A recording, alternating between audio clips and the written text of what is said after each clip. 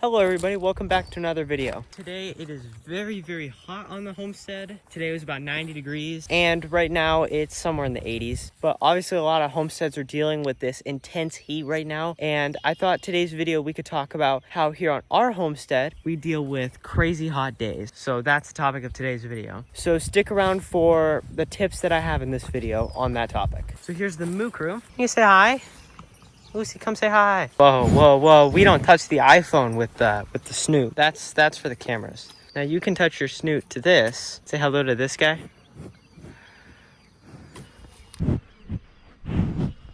There you go. She gave it a nice kiss. Make sure it's not too slobbery. First things first, let's go check on the baby chicks. Hi guys. You guys can see everybody's doing very well in here. I don't know who moved this trough out in the middle of here, but it's okay. They definitely need some water. It looks like they're out of water, and it looks like they're low on food, it looks like.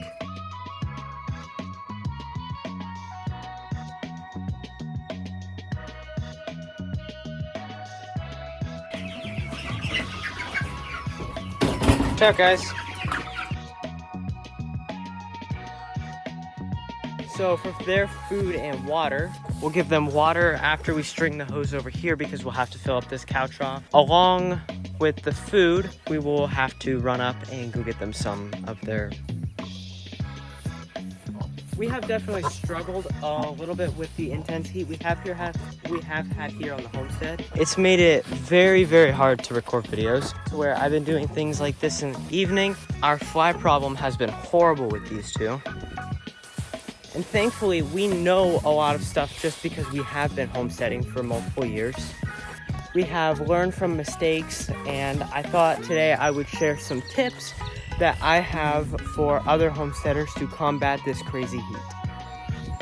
One of the first things that you can definitely do is providing your animals with enough water. And you might be saying, well, yes, Preston, that's kind of a given. You would want to give your animals water on hot days, which is definitely true. But we have had problems in the past with different things like our Cornish cross meat birds not having water. Water really does help the animals grow. So making sure that they have access to cool water and in abundance. For instance, our cattle were drinking a lot more water than normal. We would be filling the cow trough up in the morning, and by evening they were either out of water or the trough was almost empty. So keeping a very close eye on water is very important. I've been experimenting with a couple ways to move fences, and I think I found the easiest way to move them. First off, okay, it looks like it's way too late to even try to stop him. Since we'll be moving them in the next 10 minutes, it won't be a big deal. So first off, you pull your line down off of every single one of these step-in posts. Next, you're gonna pick up all your step-in posts and move them to your new area. So we'll grab all the step-in posts now and put them where our new area is going. You guys are like toddlers. You can't just keep to yourself and not mess with 100,000 different things. Please, stop. It can definitely be frustrating. These chickens have been spending their days under the chicken coop, picking up anything that gets dropped food-wise. Lay those there. And then it's as simple as reeling up the line, which, let's see, can we even find a reel? As you can see, all of these reels are in use. We'll take it off this one. So, as for this, we just pull the pin out, take this, lay that on the ground, and we'll take the pin with us. Slide it in here so I don't drop it. After we reel this up, we will go set the next fence up, and I'll show you exactly how I like to set them up these days. I kind of have changed how I do it, and I like how I do it. Now we can reel it up.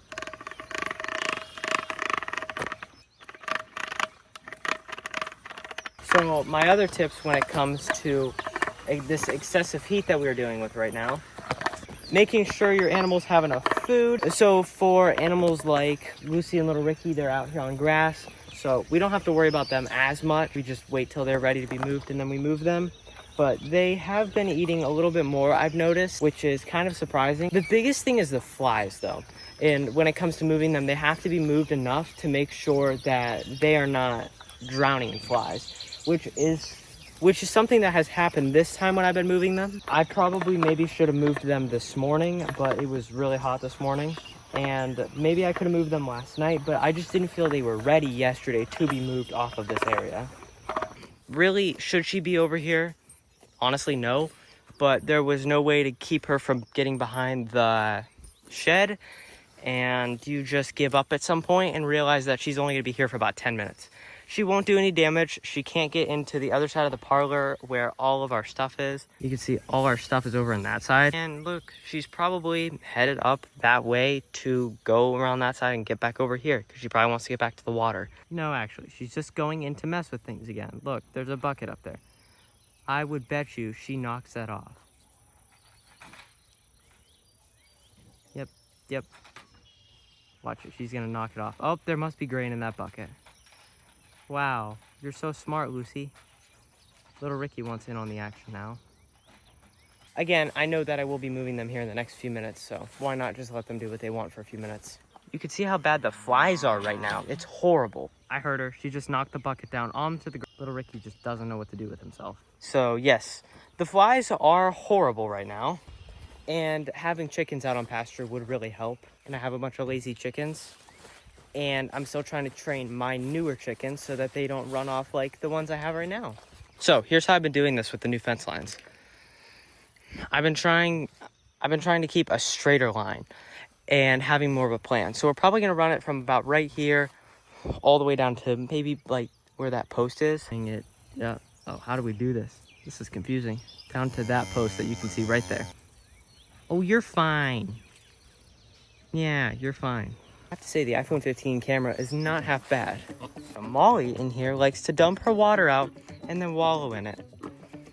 You can see just how hot it is. I've been filling this little wallow she has up with water and it's pretty much just drying.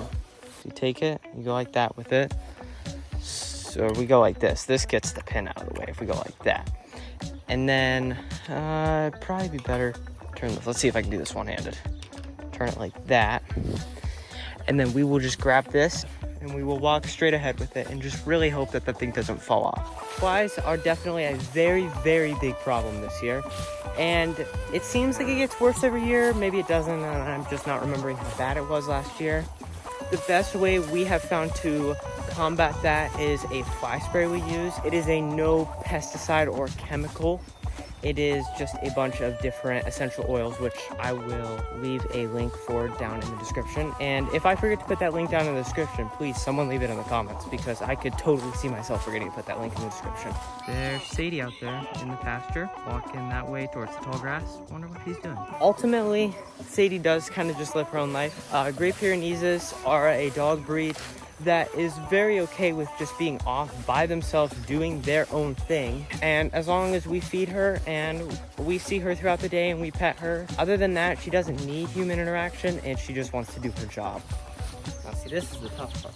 This is the part where we need to line this off kind of, and I normally step on this, reel this up so that we don't have this extra just flopping around. And this is the part where we just start putting posts in. So we're gonna go down here and start from this side. What I'm probably going to do is leave the camera here and you guys can stay here and I'll walk up and set posts.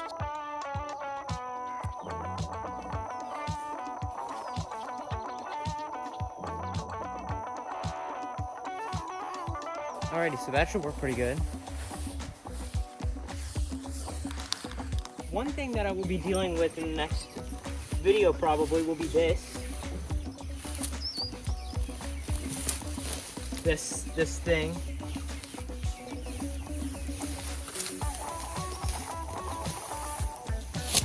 Here's a tip. Premier One fencing doesn't sort itself out, so you have to sort it out yourself, and you hate it. Everybody does. No one likes to do that, and darn it, I lost it. I am not looking forward to unraveling all of that fencing. That will be very fun. Lots of posts in here. Need to tighten this spot up. Alrighty, come on guys. Wrong side. Get in there. Go. Go. Go. Go. Go. Go. Surely they won't demolish my mom's tree, will they? Right, guys? You guys are better than that. I know you guys are. You guys are smart. Right, guys? You're smart, right? They're smart enough not to do that, right? You listen here. You don't touch that tree. My mother would be very unhappy if her tree got ruined. And if they mess with it, then I'll just have to do the fence line a different way. I have it open this way because their water is still very full. Last thing we need to do is get those birds some water. So I set a GoPro inside of the chicken coop to get some footage of the chickens. Let's see, I wonder if it's caught anything or if it just overheated or something. It is really hot out today.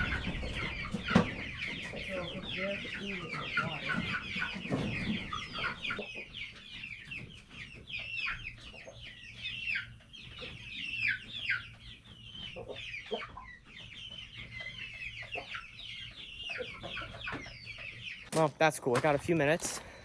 It's always fun to see what the baby chicks are up to these days. My goal was to get them moved by 7:30, and it's 7:36.